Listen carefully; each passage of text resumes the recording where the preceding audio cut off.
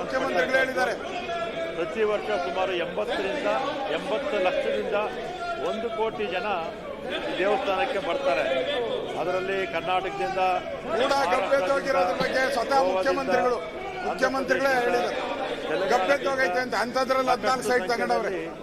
ಜನ ಗಬ್ಬೆದ್ದೋಗಿರೋ ಮೂಡಾದಲ್ಲಿ ಅವರೇ ಹೇಳಿದ್ದಾರೆ ಗಬ್ಬೆದ್ದೋಗಿದೆ ಮೂಡ ಅಂತ.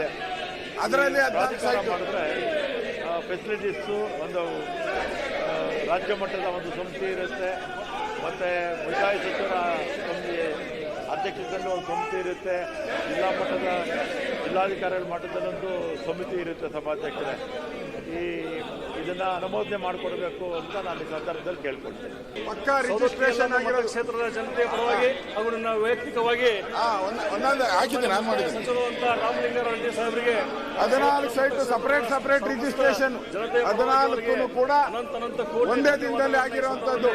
21/1/22 ತಾರೀಕು ಎಲ್ಲಾನು ಒಂದೇ ದಿನ ಹಕ್ಕುಪತ್ರ ಕೊಟ್ಬಿಟ್ಟವ್ರೆ. ಬಡವರಿಗೆ ಹಕ್ಕುಪತ್ರ ಪಾಸ್ ಆಗಿದೆ, ಮತ್ತೆ ಸತಾಯಿಸ್ತಾರೆ. ಬಡವರಿಗೆ ಹಕ್ಕುಪತ್ರ ಕೊಡಕ್ಕೆ ಸತಾಯಿಸ್ತಾರೆ. ಆದ್ರೆ ಸಿಎಂ ಅವರಿಗೆ ಒಂದೇ ದಿನ 14 ಸೈಟ್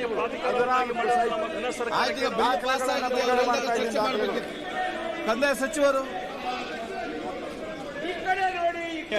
ಸಭಾಧ್ಯಕ್ಷರೇ, 2024ನೇ ಸಾಲಿನ ಕರ್ನಾಟಕ ಭೂ ಕಂದಾಯ 2ನೇ ತಿದ್ದುಪಡಿ ವಿಧೇಯಕವನ್ನು ಪರ್ಯಾಲೋಚಿಸಬೇಕೆಂದು ಸೂಚಿಸುತ್ತೇನೆ.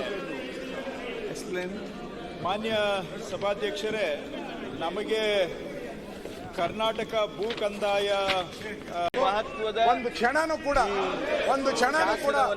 ಮುಖ್ಯಮಂತ್ರಿಗಳು ವಿವರಣೆ ಕೊಡ್ತಾರೆ. ಸ್ವಲ್ಪ ಕೇಳಿ, ಬಿಲ್ ವಿವರಣೆ ಕೇಳಿ. ಅತ್ಯಂತ ನಮ್ರವಾಗಿ ಅವರಿಗೆ ಕೃತಜ್ಞತೆಯನ್ನು ಹೇಳ್ತಾ ಇದೊಂದು ಅತ್ಯಂತ ಮಹತ್ವದ ಹಾಗೂ ನಮ್ಮ ಸ್ಮಾರಕಗಳನ್ನು ನಾವು ರಕ್ಷಣೆ ಮಾಡೋದಕ್ಕೆ ನಾವು ಮಾಡಬೇಕಾಗಿರ್ತಕ್ಕಂಥ ಕರ್ತವ್ಯ ಇದೆ. ಇಲ್ಲಿ ಸ್ಮಾರಕಗಳನ್ನು ದತ್ತಿ ತೆಗೆದುಕೊಳ್ಳೋದಕ್ಕೆ ಯಾವ ರೀತಿಯಾಗಿ ಮಾಡೋದಕ್ಕೆ ಸಾಧ್ಯ ಆ ಕೆಲಸವನ್ನು ನಾವು ಈ ಸಂದರ್ಭದಲ್ಲಿ ಮಾಡ್ತಾ ಇದ್ದೇವೆ. ಈ ಕೆಲಸ ಮಾಡುವಾಗ ಈ ತಿದ್ದುಪಡಿ ಅನುಕೂಲ ಆಗ್ತದೆ ಅಂತ ಹೇಳಿ ವಿಶ್ವಾಸ ಇದೆ.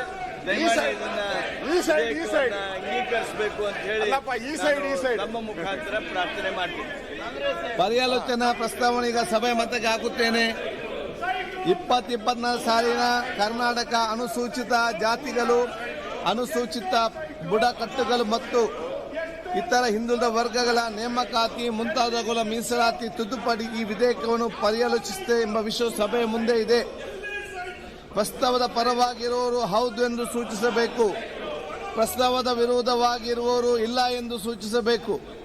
ಪ್ರಸ್ತಾವ ಹೌದು ಪರವಾಗಿದೆ ಎಂದು ಭಾವಿಸುತ್ತೇನೆ. ಪ್ರಸ್ತಾವ ಹೌದು ಪರವಾಗಿದೆ. ಪ್ರಸ್ತಾವಕ್ಕೆ ಅನುಮೋದನೆ ದೊರಕಿದೆ.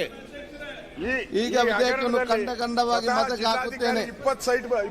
2ರಿಂದ 12ವರೆಗಿನ ಖಂಡಗಳು ವಿಧೇಯಕದ ಅಂಗವಾಗಿರಬೇಕೆಂದು ಸಭೆಯ ಮುಂದಿರುವ ವಿಷಯ. ಪ್ರಸ್ತಾವದ ಪರವಾಗಿರುವವರು ಹೌದು ಎಂದು ಸೂಚಿಸಬೇಕು. ಪ್ರಸ್ತಾವದ ವಿರೋಧವಾಗಿರುವವರು ಇಲ್ಲ ಎಂದು ಸೂಚಿಸಬೇಕು. ಪ್ರಸ್ತಾವ ಹೌದು ಪರವಾಗಿದೆ ಎಂದು ಭಾವಿಸುತ್ತೇನೆ. ಪ್ರಸ್ತಾವ ಹೌದು ಪರವಾಗಿದೆ. ಪ್ರಸ್ತಾವಕ್ಕೆ ಒಪ್ಪಿಗೆ ದೊರಕಿದೆ. 2ರಿಂದ 12ವರೆಗಿನ ಖಂಡಗಳು ವಿಧೇಯಕದ ಅಂಗವಾದವು. 1ನೇ ಖಂಡ ಹೆಸರು ಮತ್ತು ಅವತರಣಿಕೆ ವಿಧೇಯಕದ ಭಾಗವಾಗಬೇಕೆಂಬುದು ಸಭೆ ಮುಂದಿರುವ ವಿಷಯ. ಪ್ರಸ್ತಾವದ ಪರವಾಗಿರುವ ಹೌದು ಎಂದು ಸೂಚಿಸಬೇಕು.